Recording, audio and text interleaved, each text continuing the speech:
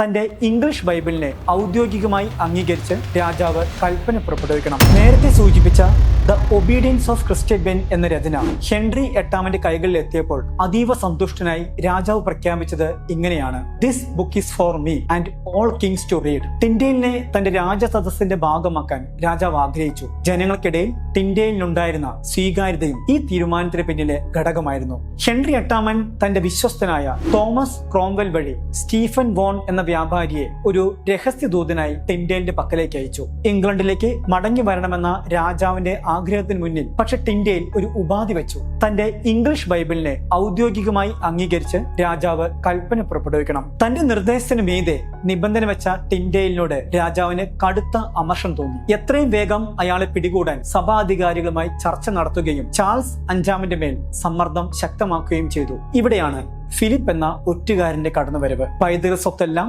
തൂർത്തടിച്ച, business എല്ലാം തകർന്ന ഒരു വ്യാപാരിയും ടിൻഡെയിലിന്റെ ചങ്ങാതിയുമായിരുന്നു ഫിലിപ്പ്. പണം അത്യാവശ്യമായിരുന്ന ഫിലിപ്പിന് മുൻപിൽ സഭാധികാരികൾ വാഗ്ദാനം ചെയ്ത തുകയെ പ്രതി സുഹൃത്തിനെ പിടികൂടാനുള്ള സാഹചര്യം ഒരുക്കാൻ സന്നദ്ധനാണെന്ന് സമ്മതിക്കാൻ ഫിലിപ്പിന് അധികമൊന്നും ആലോചിക്കേണ്ടി വന്നില്ല. കർദിനാളുമായി ചെയ്ത ഉടമ്പടിയുടെ അടിസ്ഥാനത്തിൽ 1535 മെയ് 21 ഫിലിപ്പ് തന്റെ ഭവനത്തിലേക്ക് ടിൻഡെയിലിനെ ഉച്ചഭക്ഷണത്തിന് ക്ഷണിച്ചു. തന്റെ രഹസ്യ സങ്കേതത്തിൽ നിന്നും അധികമൊന്നും പുറത്തിറങ്ങാത്ത ടിൻഡെയിൽ അന്ന് ഇറങ്ങിത്തിരിച്ചത് വഞ്ചനയുടെയും പീഡകളുടെയും ഒരു ലോകത്തേക്കായിരുന്നു.